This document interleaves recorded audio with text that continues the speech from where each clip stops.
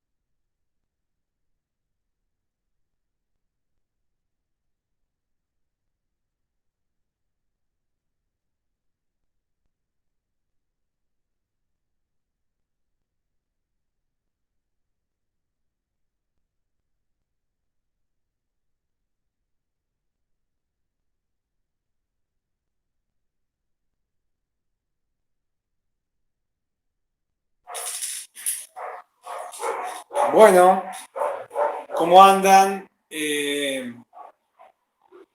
Somos pocos hoy, al menos hasta ahora, pero bueno, ya son las 6:10 y bueno, el tiempo corre y si no, luego nos vamos a quedar con poco tiempo para desarrollar lo que pretendemos. la idea de la clase de hoy es repasar, porque ya terminamos, en la clase anterior desarrollamos la teoría de Benveniste, desarrollamos las partes y el aspecto de la teoría de Benveniste respecto de los dos artículos que tienen ustedes en el cuadernillo, que es el aparato formal de la enunciación y subjetividad del lenguaje. La idea hoy es retomar un poquito algunas cuestiones que pueden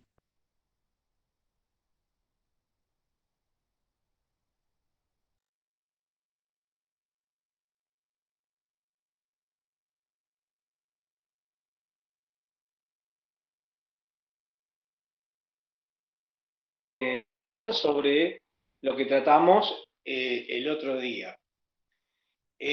Bueno, lo primero y fundamental, creo que se perdió la conexión, díganme, sí, de la computadora. Bueno, ya volverá en algún momento.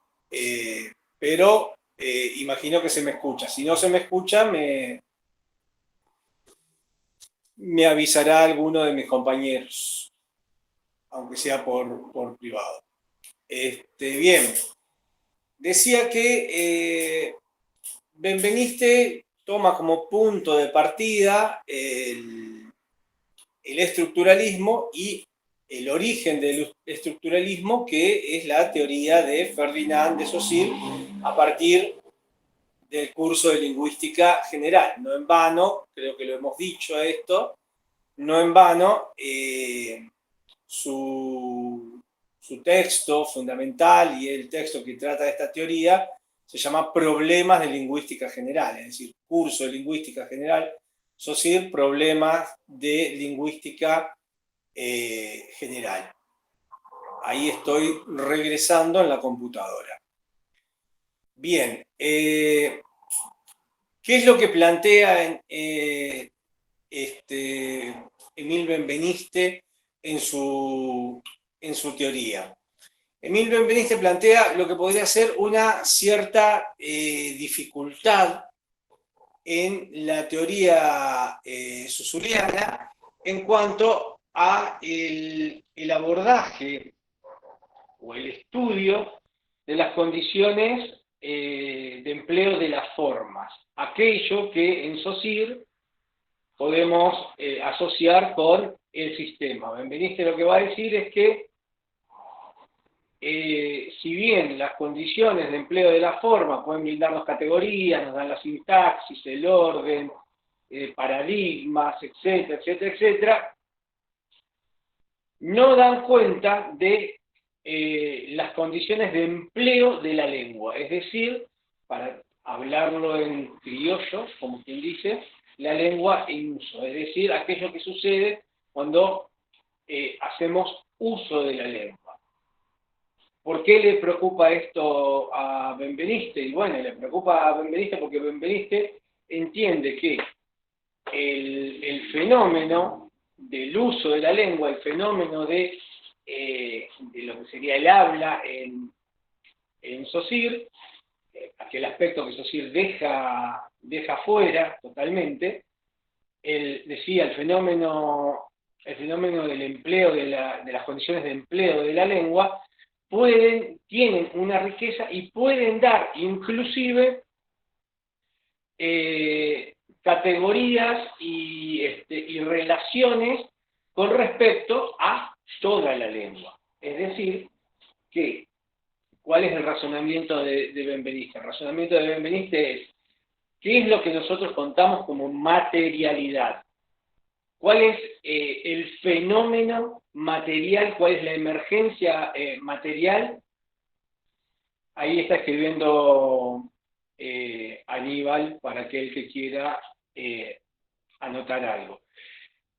Las condiciones en su materialidad las vemos sin uso, ¿sí? Lo otro no deja de ser, en un punto, no deja de ser una abstracción.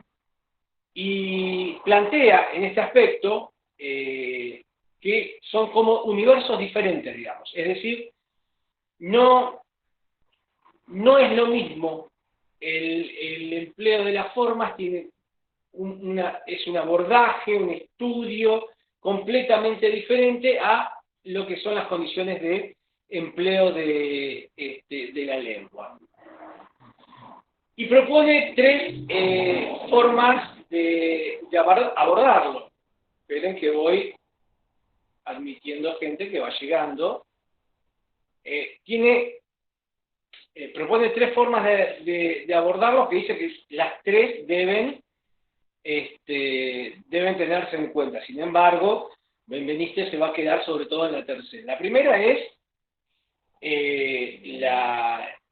la vocalización misma de esas formas, digamos. Aquello que Benveniste en un punto, la realización vocal de la lengua, es decir, cuando proferimos algo, cuando decimos un enunciado, que es la parte más inmediata según Benveniste. Y en esto habla en un punto de la fonética y de cómo la fonética da cuenta de algunas cuestiones, pero pone acá uno de los énfasis importantes que él entiende que son fundamentales para el abordaje. Por ejemplo, plantea la idea de que no se aborda desde este aspecto, no se aborda la traslación o la transmisión de la palabra a un sentido. Es decir, se aborda la palabra, se aborda las relaciones que se establecen en esa palabra, se aborda los fonemas, toda esa cuestión, pero el sentido que esa palabra tiene cuando se la pone en uso, no puede dar cuenta. La segunda, y ya esto es un avance un poquito más, es la conversión de ese sistema de la lengua, es decir, ese momento en el cual todo el sistema se pone en ejecución, la conversión de la lengua en discurso. Es decir, para Benveniste, cuando se pone en juego todo el sistema en el uso, lo que se transforma es la lengua en discurso. Pido disculpas, pero la conectividad hoy está terrible. Si se perdió algo, por las dudas, repito. Lo primero era la vocalización misma, que es lo más inmediato, lo que más podemos percibir. Luego, ese proceso de transformación de ese sistema que previamente está como en su potencialidad, y cuando uno lo pone en uso, ese sistema pasa de ser lengua a ser discurso. Benveniste dice que ese discurso es ese aspecto de Saussure, que Saussure no toma, que es el habla y es lo que él propone. A partir de esto, él considera que es posible una tercera parte, un tercer aspecto, que es describir, analizar, abordar las condiciones formales del acto de enunciación. ¿Qué es el acto de enunciación? ¿Qué es el acto de enunciación? El acto de enunciación es justamente ese poner todo el aparato, el sistema de la lengua en... Perdón, ¿ahí dijo algo o yo... Bueno, sentí un ruido. Decía que Aníbal, tenés abierto el micrófono. Decía que es poner en juego en un acto, ¿sí?, todo ese sistema de la lengua, ponerlo en uso. Eso es en sí mismo el acto de enunciación para Benveniste. Bien, a partir de aquí desarrolla ese primer texto que está de Benveniste, que es el aparato formal de la enunciación, desarrolla las características. Yo creo que esta es la parte, por decirlo de alguna forma, más sencilla, menos problemática, me refiero a este artículo, pero vamos a desarrollar algunas cuestiones. Es decir, lo primero que dice Benveniste es que en este acto, es importante el concepto de acto. ¿Por qué? Porque el concepto de acto, que implica la idea de la lengua en uso, la lengua en experiencia, digamos, también implica que el acto de enunciar, de enunciación, implica un ponerse en un lugar de ese discurso. Es decir, el yo locutor, a eso me estoy refiriendo. El yo locutor, al enunciar, hacer el acto de enunciación, se posiciona, nunca mejor dicho, se posiciona como yo locutor. Esto recuerden que lo hablamos un poquito y lo aclaramos, que no necesariamente tiene que ver con que aparezca el yo en, esperen que admito, gente que va llegando, buenas tardes, decía que no necesita ser ese yo enunciado, hay que diferenciar el acto de enunciación del enunciado, ¿no? El enunciado que lo podemos tomar aquí como el contenido, aquello que se dice. El acto de enunciación es el acto mismo de proferir el enunciado. Bueno, dentro de ese enunciado, el yo puede estar o no, pero con solo realizar el acto de enunciación me posiciono, como lo estoy haciendo en este momento, por ejemplo, me posiciono como un yo locutor. Y en este sentido, y aquí quiero ir un poquito sobre todo a lo que es la idea de subjetividad, que ahora vamos a trabajar un poquito con algunos otros autores, particularmente una idea de Foucault que va a desarrollar un poquito más adelante Rollo. Decía que este acto de enunciación que me posiciona como un yo locutor es que digo algo para alguien. Es decir, decir algo para alguien implica que este yo construye en ese acto de enunciación un tú, ese tú y locutorio a quien va dirigido el enunciado. Esa construcción que prefigura una respuesta, es decir, el acto de enunciación, se construye en la idea de que va a haber otro acto de enunciación como respuesta. Establece una estructura que para Benveniste es fundamental. ¿Qué es la estructura de diálogo? Benveniste va a sostener que el acto de enunciación y por ende toda la lengua misma, porque esto es la piedra basal, digamos, de la teoría de enunciación y por lo tanto, para Benveniste, del estudio de la lengua, se constituye en esa estructura de diálogo que se establece entre ese yo y ese tú. El otro día, inclusive, ustedes recordarán que hasta hablamos de la tercera persona, que la tercera persona es la forma objetivada. Es más, si no recuerdo mal, hablamos del periodismo y cómo el periodismo utiliza esta tercera persona para realizar la forma objetiva, digamos, o para ocultar las fuentes, por ejemplo. Ahora, esa tercera persona también se construye, es construida, pero a la vez se referencia en ese yo.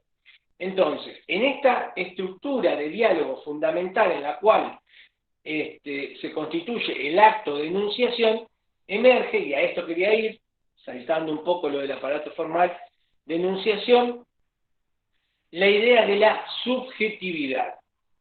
Hay algo que yo quiero aclarar y voy a tomar un ejemplo que nos puede servir para que se entienda por qué por ahí cuando nosotros les decimos que ustedes no tienen ningún problema, no hay ningún problema en que ustedes utilicen sus palabras y armen el discurso como mejor les quede, pero que hay ciertas categorías que no pueden no pueden ser alteradas porque se altera todo el sentido. Voy a dar un ejemplo a partir de la subjetividad. Ustedes saben que el Capital, el texto escrito allá en el siglo XIX por Carlos Marx, ha tenido innumerables traducciones. Bueno, tengo permiso que saque mi intrusa.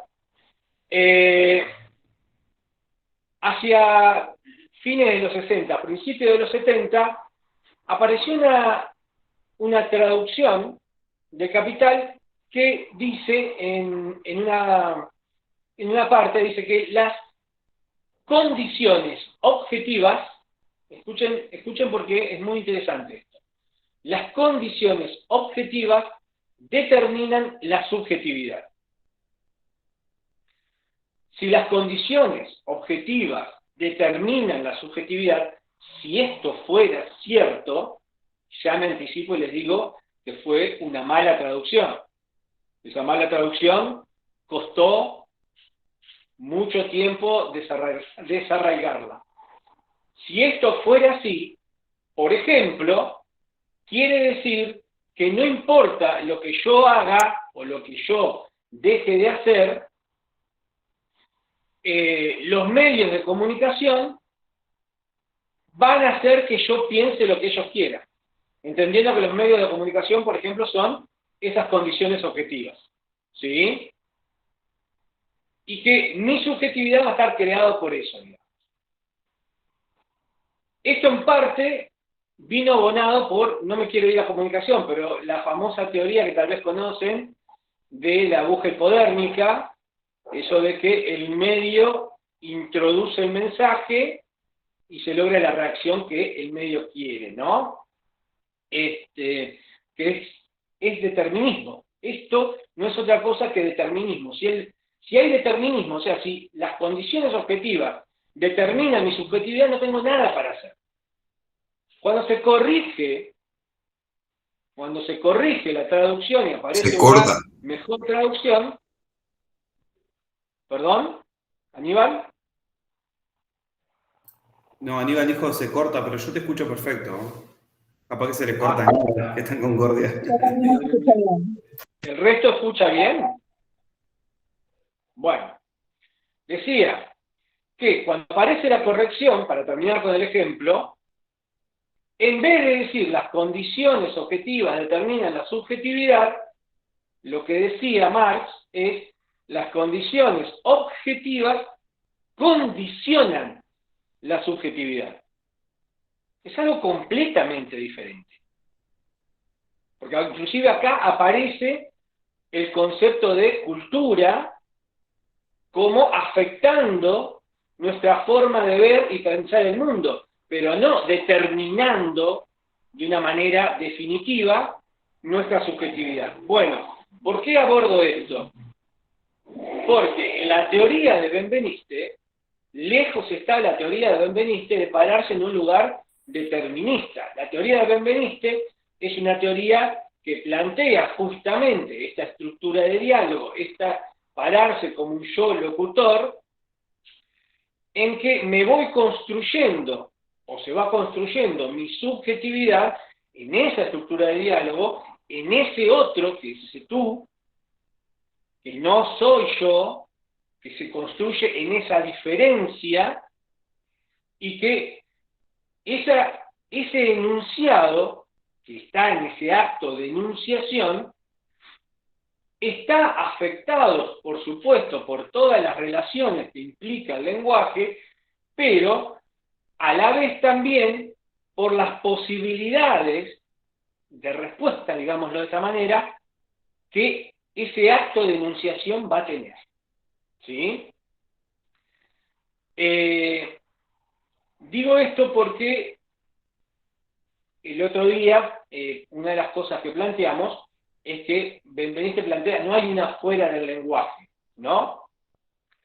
Ese no hay una fuera del lenguaje puede entenderse o confundirse con una cierta postura determinista, digamos. No hay forma de de modificar aquello que el lenguaje opera sobre mí. No, el lenguaje, recuerden, y esto lo trabajamos mucho, el lenguaje es facultad del hombre, es parte del hombre, está en nuestra naturaleza. ¿Sí? Por lo tanto, desde ahí sale, se construye la subjetividad, desde ese lugar se construye, se inventa, si se quiere, el sujeto. Ahora, esta invención del sujeto, esta invención de la subjetividad que procede del lenguaje,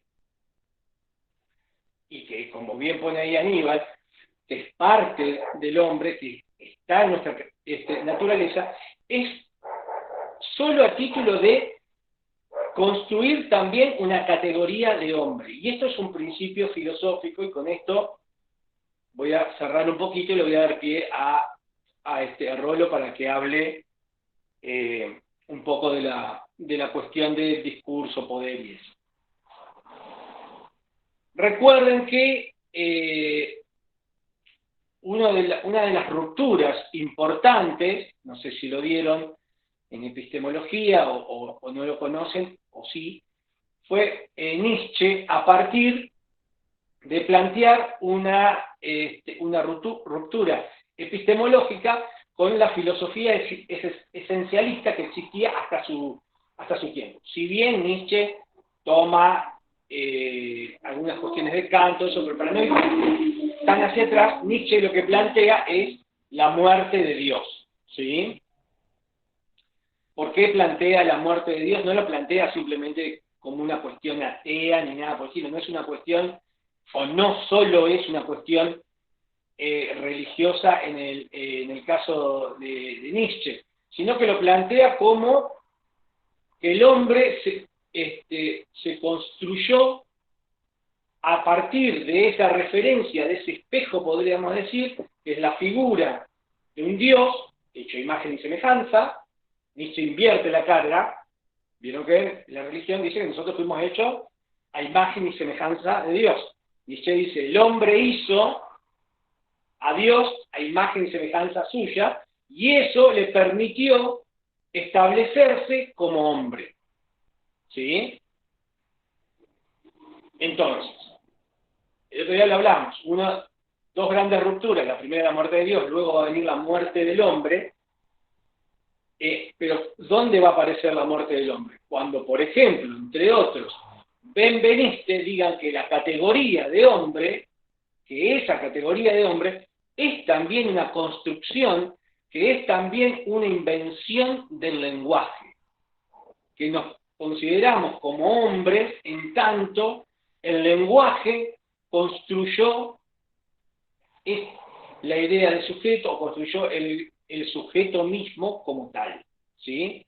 Entonces, ese es el concepto de que no hay afuera del lenguaje.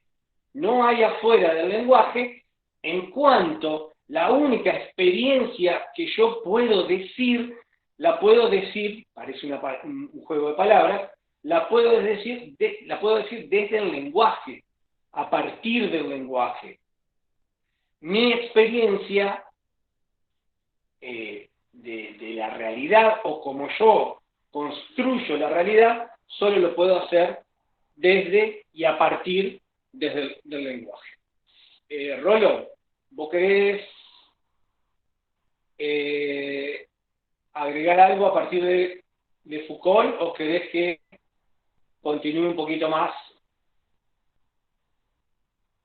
No. Dale un poco más porque estoy buscando un video que les quiero compartir. Bueno.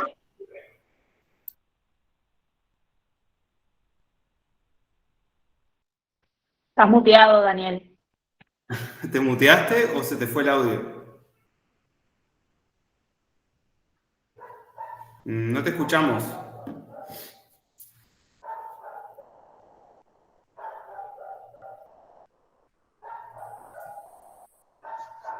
Me parece que no nos escucha a nosotros, ¿eh?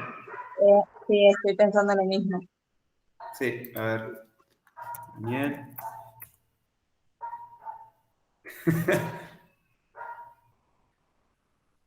Esto es ¿cómo es? Es otro sistema de signos. que no es el signo lingüístico. A ver si me escucha.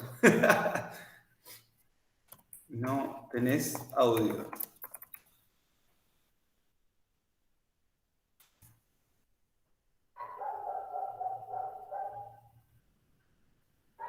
Bueno, entonces aprovecho que Daniel tiene que resolver ese tema de su conectividad y avanzo yo. ¿Qué fue lo último que estaba diciendo Daniel? Ahí cuando se le cortó.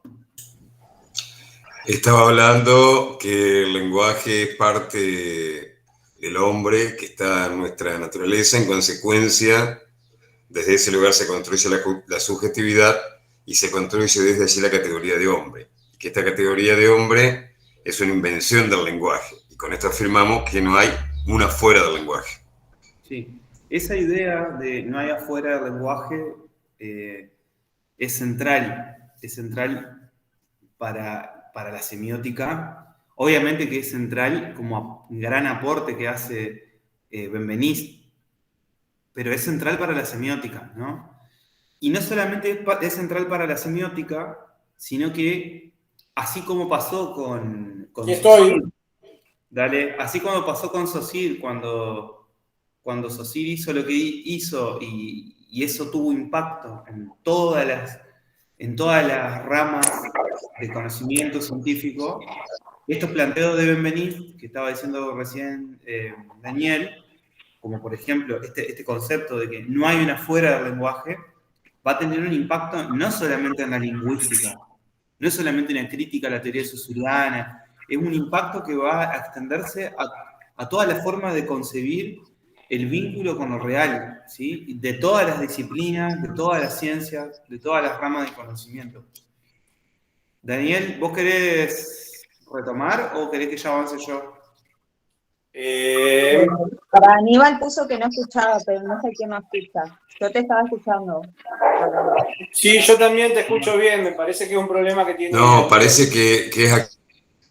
Sí, Aníbal tiene ahí algún vaivén con la conectividad, por eso nos deja de escuchar. Pero a vos se te había cortado directamente el audio. Sí, no, solo agregar que. Bueno, sigan nomás. Dale. Solo agregar que a propósito de esto que va a tratar Rolo, es fundamental entender a Foucault porque Foucault parte de la lingüística, si se quiere, parte de distintos lugares, parte de la historia, pero toma el concepto de discurso, ¿sí? Y sitúa el discurso, dice que el discurso, y habla de enunciado, y habla de enunciación, y va a decir que el discurso está situado en un sistema de formación, ¿sí? Eso de que está situado en un sistema de formación implica que cuando algo que Benveniste ya más o menos establece de alguna manera, que cuando yo profiero un enunciado, o cuando armo un discurso, ese discurso está atravesado por todo un sistema de relaciones, por todo un sistema de estrategias que es imposible que yo pueda escaparme, ¿sí? Es decir, en cuanto a lo que es la cultura, esto lo digo yo, y Foucault va a decir en cuanto al saber de una época. Es decir, hay un concepto de Foucault que tiene que ver con esto de discurso, y es que no es posible decir, yo lo parafraseo, aquello que no es patrimonio del saber de una época. No se puede decir. Es decir, uno puede tener todo un saber acumulado, pero no puedo decir un saber que no es un saber propio de mi época. ¿Qué quiere decir esto? Porque acá aparece la idea de cómo se construye la subjetividad. Si yo no puedo escapar a las relaciones que plantea el orden a partir del saber de mi época, y ese orden y ese saber van a aparecer en todo acto de enunciación, van a aparecer reflejados siempre. Aunque parezca que no, siempre va a haber reflejado. Van a aparecer enunciados, aunque no se lo diga, igual que el yo locutor. Bueno, entonces, quiere decir que el discurso es también una construcción histórica. Y esto es una cuestión fundamental, porque el discurso, como bien dice Benveniste, plantea un yo locutor, plantea un yo que se referencia en el mundo, plantea una subjetividad que se referencia en esa estructura de diálogo, pero a la vez, Foucault lo dice claramente, es una construcción histórica. Cada enunciado se da en un momento histórico. Y cuando uno dice un momento histórico, no está diciendo solamente una fecha, un momento, un lugar, una geografía o una clase social. Está diciendo todo esto y está diciendo también todo lo que es la época de uno. ¿Sí?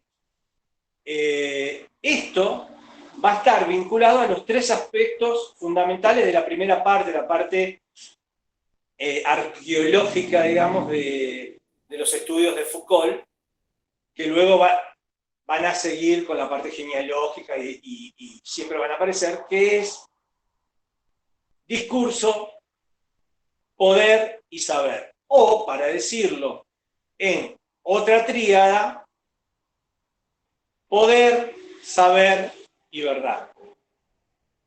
Foucault va a trabajar sobre esto y para nosotros es importante introducirlo hoy y escuchar un poco lo que tiene Rollo para decir, porque es como un puente, si se quiere decirlo de alguna forma, entre lo que plantea la teoría de Benveniste y lo que plantea Bakhtin. Ahora sí, Rollo, todo tuyo. Sí, estaba pensando mientras te escuchaba que pareciera por momentos que todo lo que estamos haciendo en estas clases, si bien estamos trabajando determinados autores, ¿no? y cómo esos autores adquieren significación dentro de la construcción de la semiótica como disciplina y eso, parece que todo lo que decimos y todo lo que hacemos tiene como partida aquel texto de Marqués con el que empezamos trabajando en el principio de la cátedra. Todo una extensión de cosas que ya están planteadas allí, como esto último que estaba diciendo Daniel, por ejemplo, este concepto de Benveniste, no hay una fuera del lenguaje, eso ya está presente en el texto de Marqués, ¿sí? También me vino ese texto y pensé por ahí en la cuestión del patriarcado, digamos, porque dentro del patriarcado entran todas estas categorías que por ahí se hablaba, desde lo político, lo cultural, digamos, todo en relacionado, digamos, es una construcción histórica, digamos. Sí, de hecho, a ver, con el tema este del patriarcado... Una cosita, Rolo. Sí, dale, adelante. Que eso es algo muy interesante que planteás, porque, a ver, un orden, cuando se plantea la idea de un orden, ese orden que está en el texto de Marqués, muchas veces se invisibiliza. Y quizás, no lo sabemos, es algo que está en disputa todavía, emergen otros órdenes que son subsidiarios. ¿Qué quiero decir? Por ejemplo, quizás el patriarcado no es el orden. Quizás el orden del cual es subsidiario el patriarcado es el capitalismo. ¿Sí? Pero eso es una discusión. Me ganaste de mano porque iba a decir lo mismo. No, digo, porque es... A ver, digo, me imagino que Anto lo plantea porque más o menos algo de esto sabe y maneja. Una de las discusiones fortísimas que hay hacia adentro del movimiento feminista es si se trata de los derechos de las mujeres solo en función del orden patriarcal, ¿sí? Una suerte de progresismo, y después dejamos una... Creo que se le colgó. Se fue. Se te empezó a cortar, Daniel, pero retomo desde lo que estás diciendo porque iba por el mismo carril. Claro, pensando en esta discusión del patriarcado, justamente, y retomando lo que decía Daniel, bueno, eso de que el patriarcado es una construcción subsidiaria de otro orden, que podría ser, por ejemplo, el capitalismo como estructura social. Pero bueno, eso abre todo un debate en el cual, por ejemplo, se plantea que hay ciertos sectores que dicen se puede pensar en transformar, por ejemplo, una sociedad patriarcal sin pensar en transformar la desigualdad, la injusticia social y demás que genera el capitalismo, y que ese patriarcado en todo caso es una parte de esa estructura. Es todo un tema, ¿no? Entonces, yo sí creo que esto que estaba diciendo Daniel tiene que ver con lo que él recuperaba de Foucault antes. Es muy difícil poner en evidencia algo como el patriarcado, no digo que no sea difícil poner en evidencia algo como el capitalismo, pero más aún cuando se habla de patriarcado, porque ahí es mucho más fuerte la invisibilización. Y queda mucho más claro que el patriarcado reúne las condiciones más claras de aquello a lo que Foucault llama discurso, esto de formación discursiva. Y ahí hay una aclaración que yo no sé si Daniel ya la ha hecho o ya la hicimos en algún momento, pero el concepto de discurso que empieza a aparecer con Benveniste en la lingüística, para referirse a la puesta en uso del lenguaje, ¿no? Recordemos eso, ya lo hemos dicho hasta el hartazgo, pero es necesario recuperarlo. Discurso como un concepto que refiere a la puesta en uso de un sistema, ¿no? Al funcionamiento de un sistema en una situación real y concreta. Por eso aparece el sujeto. Discurso y sujeto están vinculados, digamos, ¿no? Son dos conceptos que aparecen en simultáneo. Ahora, es complejo comprender este concepto de discurso, ¿sí? Y pensar esto que estábamos diciendo recién con Foucault, que el discurso tiene que ver con una construcción sobre la realidad, una construcción histórica, ¿sí? Que se invisibiliza a sí misma y que construye subjetividades. Bueno, ahí ya me meto un poco más de lleno en lo que iba a decir yo, Daniel. Y pensaba con esto que decía Daniel de que Foucault es un autor que habla de formaciones discursivas en un momento, ¿no? Como que si fueran grandes estructuras. Por eso Daniel decía, yo no puedo escaparme a las condiciones, esto es lo interesante, las condiciones de enunciación de una época. ¿Sí? Benveniste habla de las condiciones de enunciación. Benveniste cuando dice, la enunciación es un proceso que se desarrolla en un determinado contexto y por ende que deja huellas, deja marcas en el enunciado. O sea, reconoce la influencia determinante, si se quiere, del contexto, ¿no? En el cual el proceso tiene lugar, la enunciación. Es un proceso situado, histórica y socialmente. Ahora, Foucault le da una vuelta de tuerca a esto y plantea que no solamente la enunciación es un proceso histórico, ¿no? Sino que el discurso es algo mucho más amplio. Es una estructura que tiene una entidad, o sea, es una condición histórica, ¿sí? Una condición de posibilidad. Hay condiciones de la enunciación que son históricas, que no podemos escaparnos de esas condiciones, a tal punto que Foucault dice, no podemos enunciar más que lo enunciable en una época. No podemos enunciar más que lo enunciable, ¿sí? Y eso significa, no podemos pensar más que lo pensable en una época, ¿sí? Porque hay condiciones que son estructurales para poder pensar y decir, ¿sí? Obviamente que esas condiciones se van transformando, se van reconfigurando y por eso también surgen nuevas posibilidades, tanto del decir como del pensar, ¿no? En ese sentido, cuando Daniel decía lo de las formaciones discursivas, yo pensaba que el discurso, esto es lo que quería aclarar hoy, discurso es un concepto que a veces, tomado a la ligera, se lo confunde con el uso cotidiano que hacemos de la palabra, y por ahí pensamos que, no sé, discurso es alguien hablando en un púlpito, ¿no? Haciendo una enunciación frente a un montón de gente, como puede ser, qué sé yo, un líder religioso, puede ser un político. Esa concepción de discurso, más ligada a la oralidad, no tiene que ver directamente con la categoría de discurso de la que estamos debatiendo acá. Acá referimos, como dije hoy, discursos como toda enunciación, como toda puesta en marcha del lenguaje en situaciones concretas donde aparece un sujeto que se lo apropia y prefiere un enunciado. Bien, aclarado eso, el discurso, dicho así como Foucault lo plantea, como una formación histórica, más que ese decir oral de una persona frente a las masas, es más parecido, que es una figura re volátil, ¿no? El discurso, es más parecido a las estructuras arquitectónicas de una ciudad.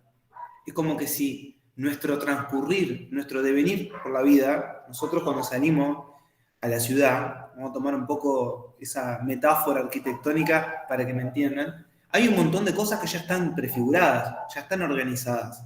Yo quiero ir a tomar un poco de aire fresco, quiero que haya verde, quiero que me dé el sol, y bueno, voy a tener que ir a un parque, voy a tener que ir en Paraná al río, ustedes también tienen la posibilidad de tener el río, bueno, tengo que ir a determinados lugares que ya son lugares de paseo, de recreación, ¿no?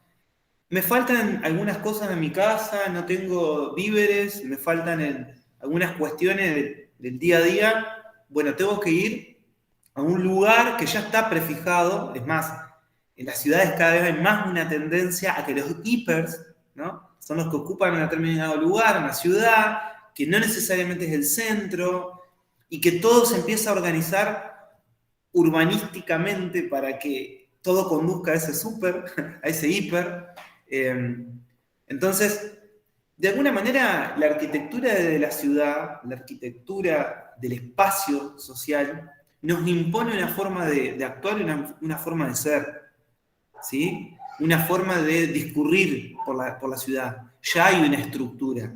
Y esa estructura no nació hoy, no empezó hoy cuando yo me levanté este viernes, 1 de octubre, y decidí salir a la calle a hacer quién sabe qué cosa. Tiene un desarrollo histórico en el cual las condiciones fueron cambiando, fueron transformándose, donde hoy tengo más edificios y el sol en mi casa desaparece a las 5 de la tarde, ¿no? Donde las casas con aquellas estructuras viejas coloniales van desapareciendo y van dejando apenas los pórticos de entrada, y atrás aparecen emprendimientos inmobiliarios gigantescos, ¿no? Que dejan eso como un decorado y nada más. Entonces, todo eso de alguna manera a mí me condiciona, no empezó hoy, es una construcción que viene de larga data y hace que el espacio social y nuestro discurrir por él esté diagramado a partir de esa estructura, ¿no? Entonces, esas son las condiciones de posibilidad de mi día también. Hay un montón de cosas que yo no puedo hacer en esa estructura porque no son posibles, ¿no? De ser pensadas siquiera en esa estructura, en ese diagrama, digamos, urbano. Algo parecido son las formaciones discursivas. Son estructuras de larga data que tienen una construcción histórica y que condicionan nuestras posibilidades de enunciación. Y cuando digo condicionan nuestras posibilidades de enunciación, digo simultáneamente condicionan nuestras posibilidades de pensar, ¿sí? Repito lo que dije hoy, hay determinadas posibilidades del decir en una época en particular y hay determinadas posibilidades del pensar en esa época. Dicho eso, aclarando un poco lo de formación discursiva que decía Daniel, Foucault es un filósofo francés que obviamente se va a ver impactado por todas estas cosas que venimos conversando, por la escuela de la Anunciación francesa que representa Benveniste, y obviamente va a aparecer con un pensamiento postestructuralista. ¿Sí? Benveniste es como que empieza a corroer el estructuralismo, ¿no? Empieza a mostrar las falencias y a la vez a abrir las posibilidades. Y en esas posibilidades, en esos intersticios, aparece el pensamiento filosófico postestructuralista, como es el pensamiento de Foucault. Bueno, y en ese punto Foucault es un pensador que una de las cosas que aporta, interesante, es que, como ya lo dijo Daniel, viene a mechar acá el concepto de poder, ¿sí? Si ya había una relación entre lenguaje y pensamiento, que la venimos poniendo en evidencia cada vez más, ¿no? Si ya hemos dicho que el lenguaje se invisibiliza a sí mismo, y esto queda más que claro con Benveniste, entonces es necesario, desde Foucault, decir hay una relación entre lenguaje y poder, ¿sí? Hay una relación entre lenguaje y poder. Dicho de otra manera, el lenguaje es una construcción de poder, ¿sí? Y obviamente cuando hablamos de poder, esto no lo dice solamente Foucault, hablamos de dominación y posibilidades de dominación de unos sobre otros, ¿sí? Cuando hablamos de poder, también el concepto nos habilita a pensar la disputa, la lucha, ¿no? El conflicto. Y son todas perspectivas que por ahí en Benveniste no están tan desarrolladas como si en el pensamiento Foucaultiano. No solamente que agrega el concepto de poder, Foucault, sino que toma como punto de partida estas dos categorías de la lingüística, como son discurso y sujeto, o subjetividad, ¿sí? Y jugando con las posibilidades del concepto de sujeto y subjetividad, bueno, Foucault va a desarrollar una teoría de la sociedad, ¿sí? Una teoría de la sociedad. Y es interesante cómo va a proponer una cosmovisión del orden social, una manera de entender o de interpretar, ¿sí? de tratar de pensar críticamente el orden social desde el lenguaje. Cuando digo desde el lenguaje es desde el discurso, ¿no? ¿Qué relación va a establecer Foucault entre discurso y orden social? Ahí vamos. Estaba buscando un video que seguramente Daniel y Daniel lo conocen, que es de un filósofo argentino que es José Pablo Feynman, programa que tenía hace unos años donde analizaba algunos filósofos y los iba mechando con otras cosas de literatura y demás. Hay un capítulo que se llama, antes de decir el nombre, me refiero a una anécdota que él cuenta en ese capítulo. Él dice que un día se sube un remis, por su actividad de profesor y eso, tiene que viajar de un lugar a otro y siempre se maneja con remises, ¿no? En Buenos Aires. Bueno, se sube un remis, el remisero le saca charla, ¿no? Algo típico, y empieza a hablar de un determinado tema que tiene que ver con algo que él escuchó en la radio, bueno, y va contando, ¿no? Y se enteró de tal cosa, y empieza a contar, cuenta lo que sucedió y da su opinión, ¿sí? Bueno, más tarde, el mismo día, Feynman toma otro remis.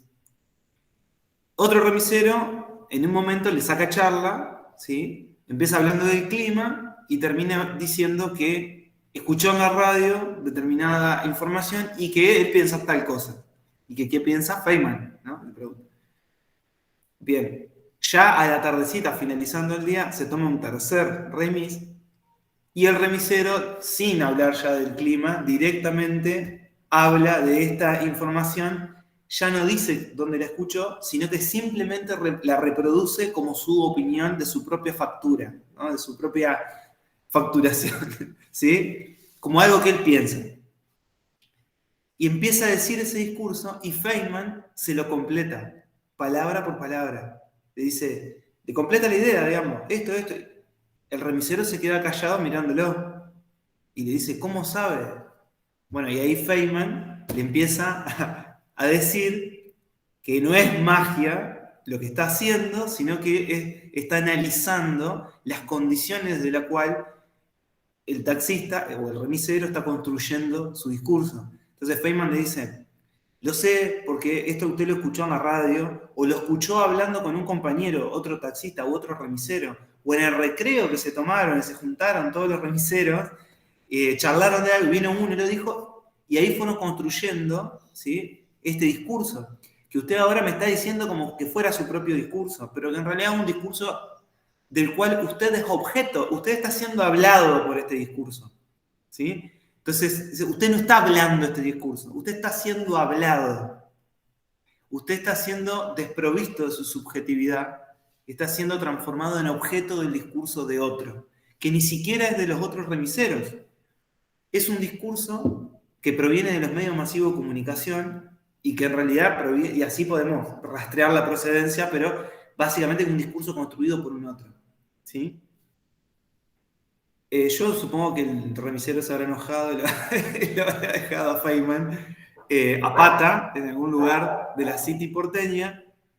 Pero bueno, lo interesante de la anécdota es que Feynman termina rematando con el nombre del capítulo de ese programa, que es el sujeto sujetado. El sujeto sujetado. Y jugando con el concepto de discurso, Feynman va a decir, y Foucault también, no se puede pensar el concepto de discurso sin el de subjetividad, y viceversa, el de subjetividad sin discurso. El sujeto es sujeto en la medida en que puede enunciarse a sí mismo como tal, como ya hemos dicho de Benveniste, pero al hacerlo, ¿sí?, al hacerlo, pasa a formar parte de una estructura que es fundamentalmente discursiva y desde la cual va a construir su identidad, su subjetividad. En ese sentido, esperen un segundito.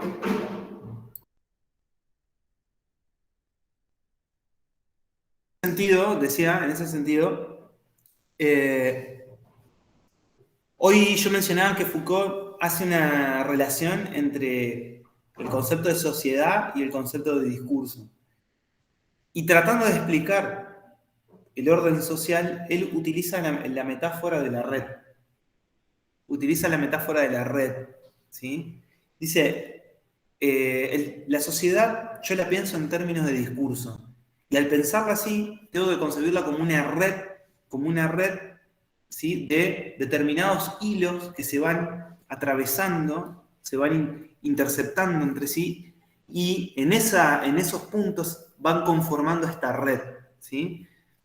Esa red está hecha de discursos, dice Foucault. Todos estos discursos van atravesando la sociedad y la van conformando como una red.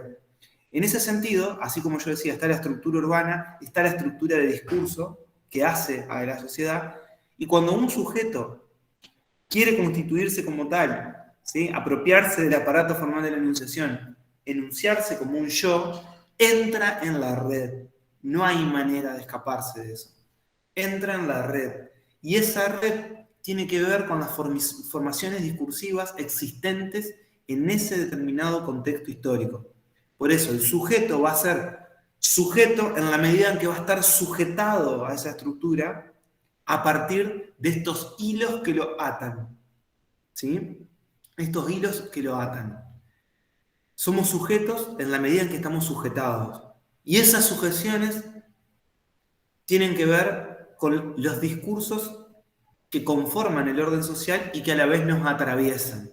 Por eso Daniel hoy decía, podemos pensar lo que las condiciones de posibilidad históricas nos permiten pensar a partir de los discursos que conforman la red.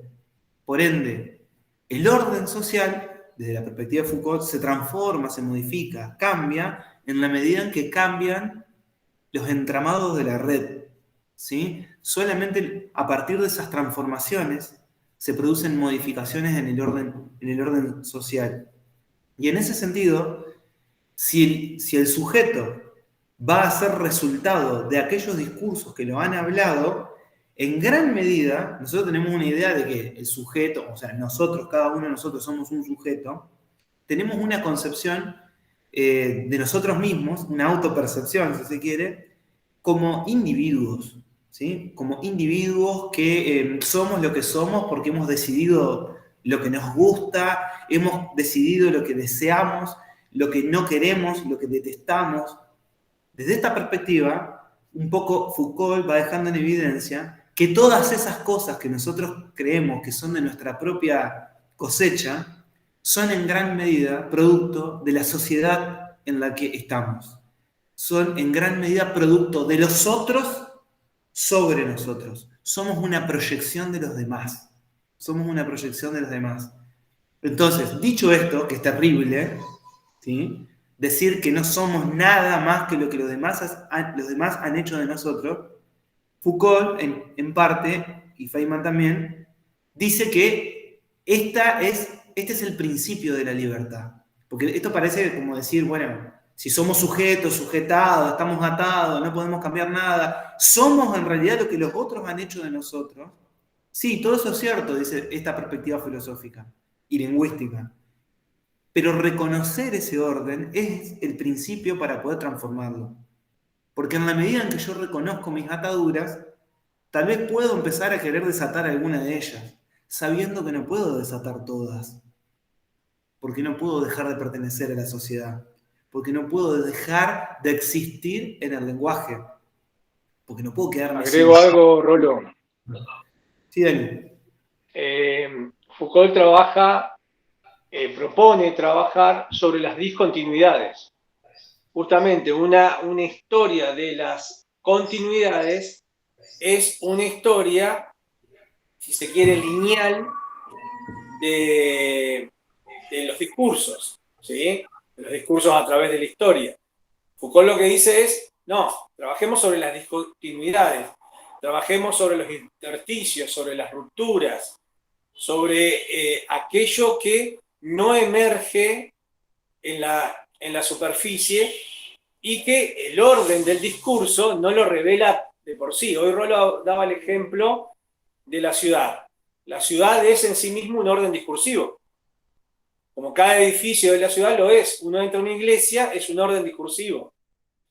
Uno entra a la municipalidad, es un orden discursivo también. ¿Sí? Bueno, ese orden discursivo tiene toda una continuidad. Esa continuidad, habitualmente, uno en el quehacer cotidiano, no la observa, no la ve. Solo cuando uno se propone una mirada discontinua, podríamos decir una suerte de ruptura, es decir, ¿por qué de pronto la iglesia está hecha como está hecha? ¿Sí? ¿Por qué si yo voy a la basílica, creo que es, no me acuerdo, San Martín está en tal lugar ahí en la capital y todo eso? ¿Por qué la ciudad es una cuadrícula? ¿Dónde está ubicada también? La ubicación que tiene la iglesia. Exactamente, tal cual, es eso. Bueno, eso es hacer la discontinuidad. Y esto tiene un correlato en el discurso que elabora Foucault. Foucault no solo en sus distintas, desde una perspectiva epistemológica, Foucault tiene tres partes. Yo voy a nombrar solamente dos. Una parte arqueológica, que es la primera, y que no implica encontrar el origen de algo, sino estudiarlo desde sus características arqueológicas, es decir, como ruinas discursivas, si se quiere. Pero no para encontrar el origen, no para encontrar Troya, ni nada por el estilo, sino para ver cómo funcionaba, para usar ese procedimiento. Y luego tiene un procedimiento que es la genealogía también. El procedimiento genealógico es, y lo dice Foucault en un texto póstumo, en una de sus clases, es raspar el palimpsesto. El palimpsesto, aquel viejo papiro donde se escribía y se escribía encima, las distintas culturas iban escribiendo encima, o el pedazo de piedra que se escribía y luego se pulía y se volvía a escribir. Bueno, la discontinuidad, la ruptura, la contrahistoria, que es lo que propone Foucault, la contrahistoria se construye a partir de esos procedimientos, de esas discontinuidades. Solo ahí se... Agrego un par de cosas a lo que estás diciendo, pero después, si podés retomar y agarrar lo que digo. Esto que estás diciendo de la discontinuidad, no hay que olvidar que para Foucault, cada vez que el discurso construye, ¿no? Esto edifica, como está diciendo Daniel de alguna manera, forma un adentro y un afuera, ¿sí? Y aquello que queda desplazado, que va a constituir esa contrahistoria, ¿no? Aquello que queda afuera, desde que queda, o sea, en el acto de formar la enunciación, también se forma lo que queda sin enunciar, y que va a pugnar siempre por querer entrar. Y esa es la disputa también, ¿no? El poder es todo, o sea, el poder es la enunciación, el poder es lo que existe. Y también el poder es lo que pugna por existir, lo que pugna por entrar, lo que queda fuera de la enunciación. Bueno, también esto permite el juego con la teoría psicoanalítica, pero la dejo picando esa. Pero estaba pensando, Daniel, en un ejemplo que capaz que puede jugar de manera interesante en esto que está diciendo, por lo que dijo hoy Antonella del machismo. Si yo pienso el machismo como discurso en esa red, ¿cierto? Pero antes, vuelvo a la metáfora esto de la construcción urbana, como vos decías, cuando uno observa cómo se construyeron las ciudades, y observar en la mayoría de los casos las plazas principales y cuáles son los edificios que están en las plazas, ¿no? La iglesia, la casa de gobierno, la policía. Permitimos una discontinuidad. Hay una teórica no solo del feminismo, sino teórica de la cultura, cuyo nombre y las lecturas son altamente recomendables, que se llama Nancy Fraser. Nancy Fraser dice, la SEO de Facebook, ¿sí?, es profundamente feminista. ¿Sí? Ella dice, el feminismo no puede ser encarnado por la SEO de Facebook. No voy a abundar en el texto de Nancy Fraser, sino preguntémonos por qué no puede ser encarnado. Y si lo pensamos no es muy difícil, porque esa persona no cambia ni una flor ni una injusticia de las relaciones establecidas en el orden de dominación entre dominados y dominantes. Lo único que pregona es las condiciones de posibilidad de romper el techo de cristal. ¿Pero para quiénes? Para quienes ya lo han roto el techo de cristal por pertenencia de clase. Quien no tiene esa pertenencia de clase, como esa SEO de Facebook, que se joda, por decirlo de alguna forma. ¿Sí? Entonces, cuando estamos hablando de Foucault, cuando estamos hablando de Benveniste, y ahora que vamos, no sé si nos va a dar el tiempo hoy, pero la próxima clase vamos a introducir a Bakhtin, de lo que se trata es que no hay posibilidades de un abordaje semiótico, no hay posibilidades de un abordaje que revele el orden, si creemos que el revelar el orden está vinculado a ciertas prácticas o ciertas relaciones que involucran solo un sector. Tiene que involucrar a todo el orden social y tiene que involucrar, también me permito decirlo de esta forma, parafraseando a Foucault, a todo el orden cultural. Claro, porque esto que estás diciendo, me falta decir el ejemplo que iba a decir, pero esto que estás diciendo tiene que ver con esta idea también de que a veces lo que aparece ser un contradiscurso, ¿sí?, en realidad también forma parte de la red, digamos, es decir, no hay, es un contradiscurso que en realidad no amenaza en nada al orden de una formación discursiva, ¿no? La formación discursiva... En la tercera unidad, Rolo ya lo sabe, pero en la tercera unidad, y Aníbal también, Pero en la tercera unidad nosotros vamos a trabajar una clase, entre otras cosas, sobre redes sociales. Y volviendo a este ejemplo que acabo de dar, las redes sociales hoy se constituyen, según dicen algunos teóricos, en estados-nación sin territorio. Entonces, doy un ejemplo. Para aquel que por alguna razón en su vida no pudo actualizar su computadora y tenía el Windows XP también, ustedes me van a decir es una exageración, o que tenía un celular, un sistema operativo viejísimo, hoy en día no tiene acceso a internet porque no lo tenía. Se me corta. Sí, se te cortó, Daniel. Repito, digo que entiendo el concepto de a qué hay que apuntar. Doy como ejemplo en concomitancia con esto del aseo de Facebook, que para aquel que no tenía actualizado el Windows o que tiene un sistema operativo en su celular viejísimo, a partir del 30 de septiembre no tiene acceso a Internet. Y no hay ley, no hay constitución de ningún país que pueda obligar a Amazon, a Facebook, a Twitter o lo que sea, a que le brinden el servicio. Me parece que es importante entender que muchas veces el orden lo tenemos enfrente, delante nuestro, pero es algo tan enorme como un elefante, Claro. que solo vemos algunos pliegues. Claro, que ahí entra también con el mismo ejemplo que decía, ¿no? Y digamos, el discurso y terminas segregando solo, o bueno, o siendo solo posible para unos pocos y no para todos, digamos.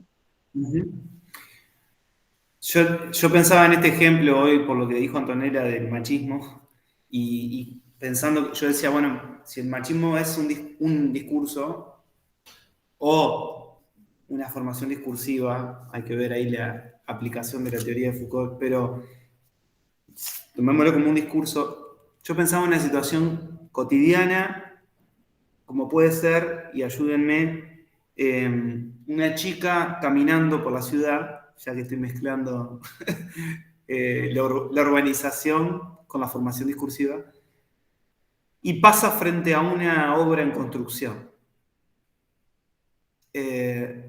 Los obreros de la obra en construcción ven a la chica y manifiestan algún tipo de enunciación. ¿Qué tipo de enunciación, qué tipo de enunciado manifiestan los obreros de la obra en construcción frente a una mujer que pasa, joven, y para decirlo de alguna manera adecuada a las circunstancias, que es una representación de un canon de belleza establecido en nuestra sociedad occidental? ¿Cuál es la reacción de los obreros y qué manifiestan con su discurso? ¿Qué les parece?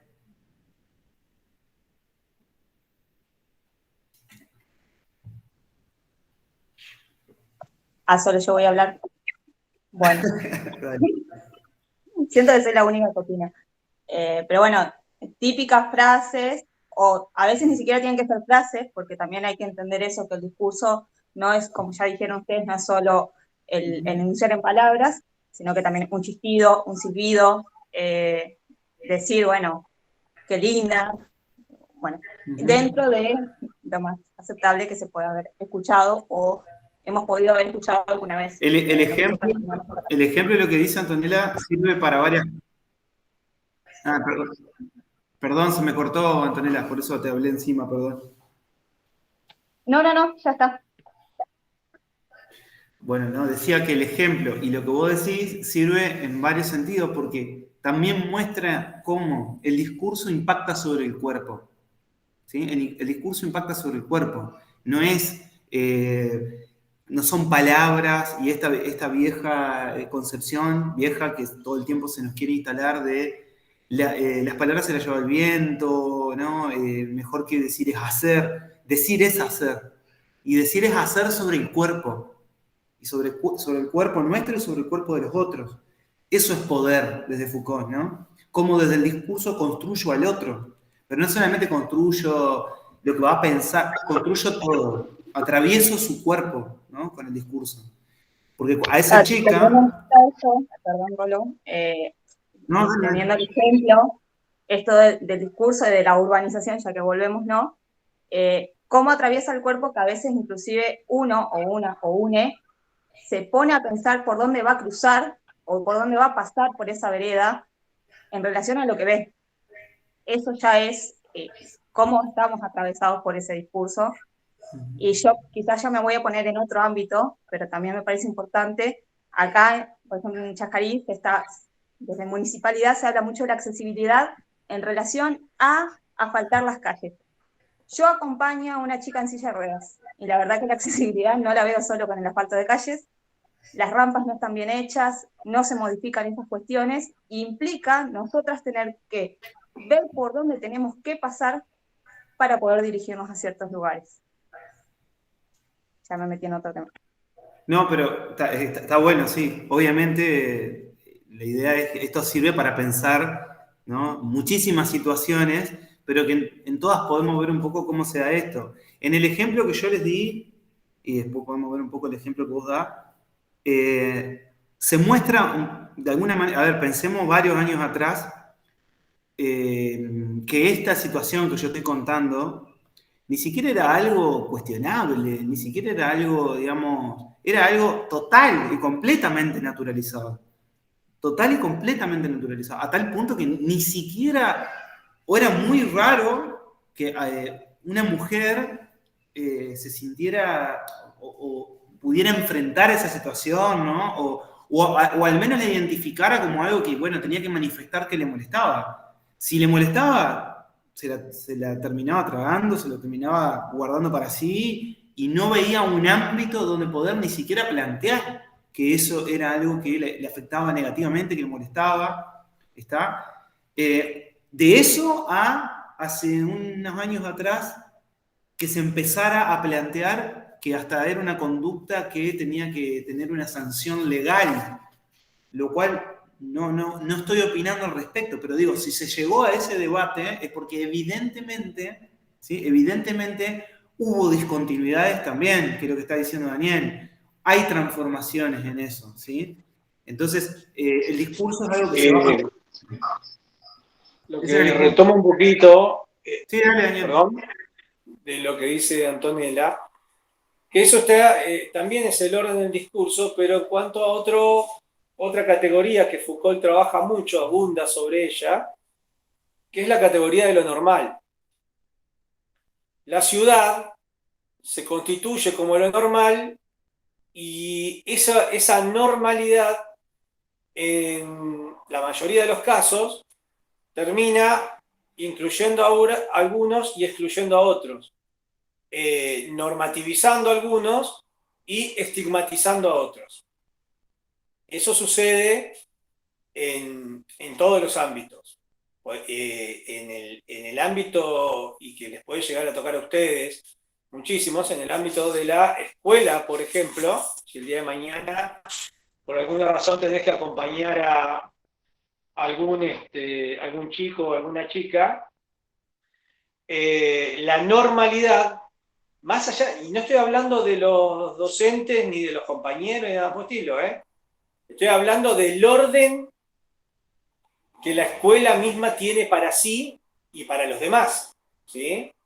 Desde ese mismo orden termina excluyendo y normalizando a aquellos que sí pueden seguir en la continuidad de la ley, de la historia, de la norma, y a los otros los deja fuera, tanto así que llega un momento que se vuelve una situación incómoda la presencia de esa persona, entre comillas, utilizo el concepto de Foucault de un libro muy famoso, su anormalidad. La anormalidad de ese otro, ¿sí?, es una incomodidad para ese orden. Bueno, Rolo, ¿vamos al video? ¿Qué era lo que iba a hacer? Dale. No, ya no es necesario porque ya lo enuncié, así que vamos a prescindir de eso. Si querés retomar y cerramos como venís. Bueno, O podés en ese ir, sentido. podés ir ¿Cómo? amenazando con Bakhtin también. No, porque lo vamos a dejar a Bakhtin porque queremos hacer el contexto histórico de Bakhtin es muy importante. Es fundamental el contexto histórico de Bakhtin para entender por qué él se sitúa desde ese lugar. Simplemente quiero marcar algunas cuestiones que pueden servir y voy a partir de una anécdota bastante conocida, y es que en el mayo del 68, cuando se produce el mayo francés y de pronto París arde y las facultades están todas tomadas y hay barricadas en la calle, una de los enunciados más conocidos y que da por el piso con el estructuralismo es: las estructuras no salen a la calle. ¿Sí? Ese las estructuras no salen a la calle, que aparece pintado, es justamente cómo uno debe enmarcar todo lo que es el postestructuralismo. El postestructuralismo, y que tiene que ver con Bakhtin, el postestructuralismo trata de dar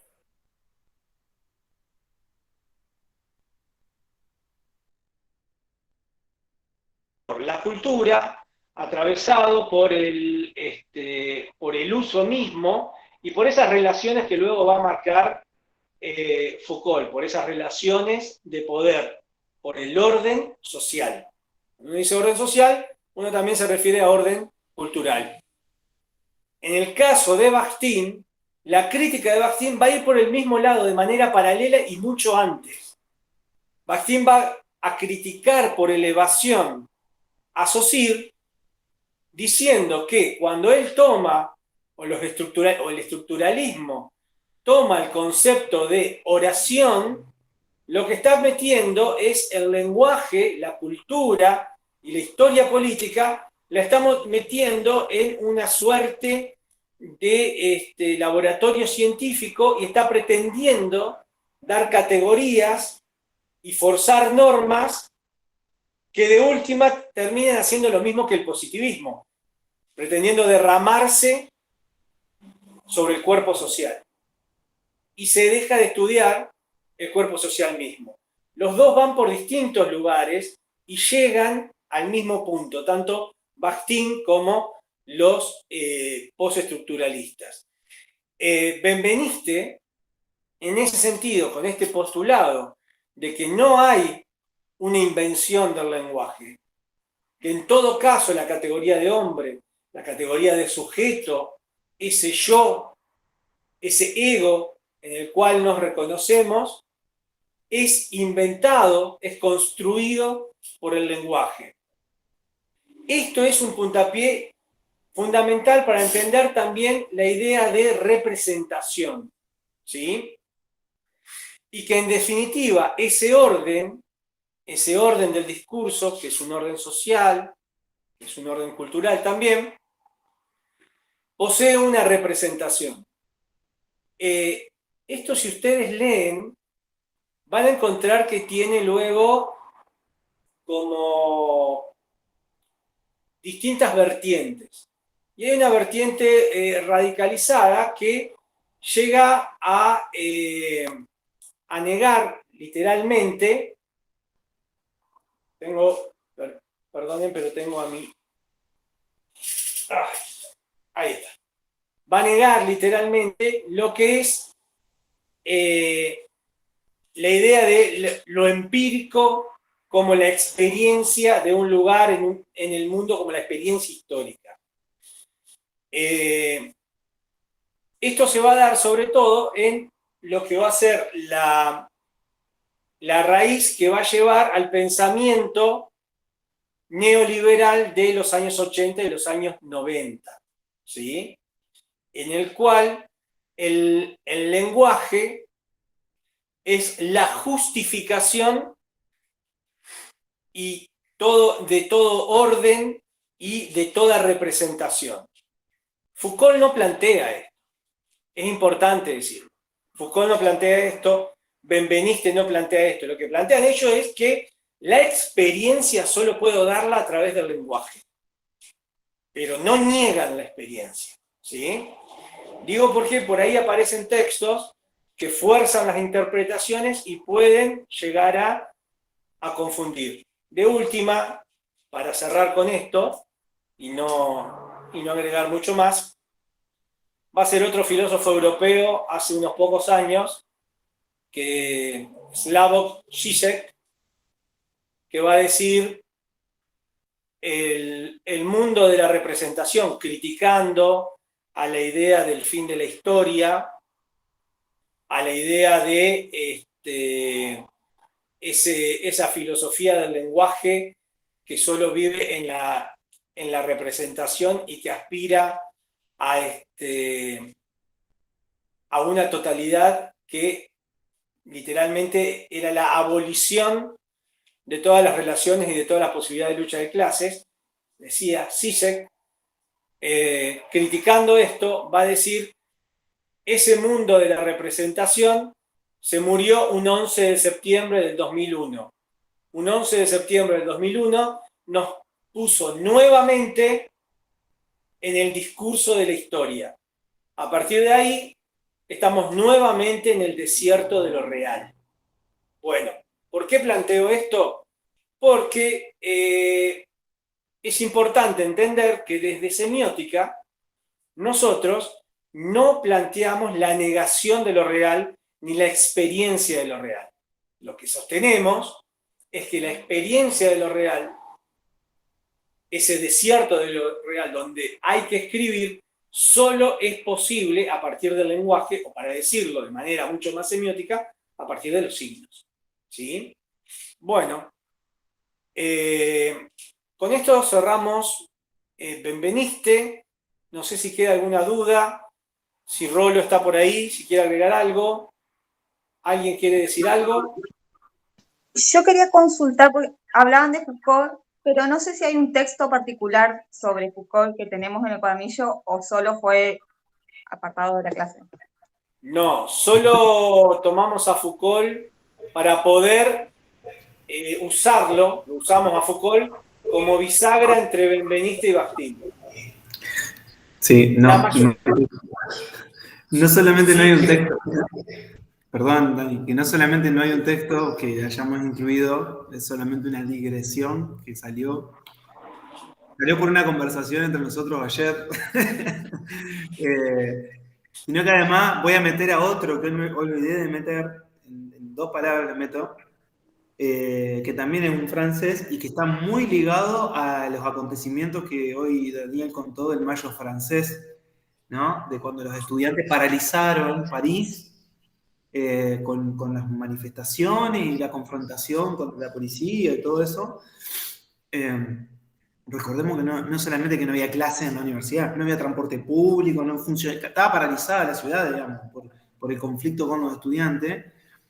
Había un filósofo que era profesor universitario también y que los estudiantes escuchaban mucho en ese contexto, que se llamaba Jean-Paul Sartre, ¿sí? Por ahí... Son los 2 que bajaron. ¿Cómo? Son los únicos 2 que bajaron y acompañaron a los estudiantes. Claro. De hecho, yo no soy un estudioso del tema del Mayo francés, pero algunas cosas he escuchado por interés personal.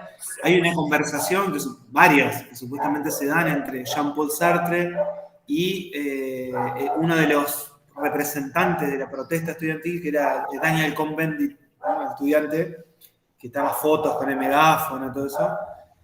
Y bueno, y en esta cuestión de meter filósofos que no están en el cuadernillo, yo pensaba que hay una frase que Jean-Paul Sartre dice, iba a decir, es un existencialista, ¿no? Va a decir, se trata de hacer algo con lo que el mundo ha hecho de nosotros, Se trata de hacer algo con lo que el mundo ha hecho de nosotros. Y en ese sentido, o sea, esto de que el punto de partida está en reconocer las sujeciones, a partir de allí se puede uno reconocer como producto de otro y así poder ganar algún grado de autonomía y empezar a tomar algunas decisiones sabiendo que no todas van a ser posibles, sabiendo que aun cuando nos creemos, digamos, en una profunda rebeldía, somos producto de una época, somos producto de una sociedad y tenemos profundas contradicciones. Pero lo importante es reconocer esa sujeción, reconocer ese proceso y en todo caso poder emprender algunas transformaciones en la medida en que podemos visibilizarlo, ¿no? Por eso Jean-Paul Sartre decía esto de se trata de hacer algo de nosotros mismos, ¿sí? Con lo que el mundo ha hecho de nosotros. Bueno, es muy interesante. Yo me refería a los dos, esto como anécdota nada más, frente a casi toda la academia que no acompañaba a esos estudiantes. Por supuesto que había algunos que sí, pero de las mentes brillantes, digamos, que aparecían en ese momento, los únicos dos que estuvieron junto a estos estudiantes fueron Jean-Paul Sartre y Michel Foucault, que estaban prácticamente en la antítesis uno de otro. Y los dos ahí con... Daniel, incluyendo a los grandes marxistas, ¿no?, de la época. Sí, totalmente. Hablaban de la lucha de clases. Los grandes teóricos marxistas en ese momento estaban todos o asustados, como burgueses que eran, digamos, que somos todos, o en contra de estas movidas. Los únicos que acompañaron y estuvieron, inclusive que fueron aceptados, porque ese era otro tema, fueron aceptados por los estudiantes, fueron Michel Foucault y Jean-Paul Sartre. Bueno, la próxima clase, entonces, nos encontraremos ya con la teoría medular de semiótica, que es Mikhailovich Bakhtin, o con sus alias, Mendeleev y otros que van a ver, porque hay todo un tema con la teoría de autor, ahí Voloshinov, que hay todo un tema con la teoría de autor que tiene que ver, justamente, y por eso hicimos la aclaración que hicimos, que tiene que ver con las experiencias históricas, con ese desierto de lo real donde vivimos nuestra vida. Nada más, los saludamos y si tienen alguna duda, los escuchamos ahora o callen para siempre, dijo el sacerdote. Los verbos performativos, viste que tienen consecuencias sociales. ¿Sí? Nos vemos. Chao. Nos vemos.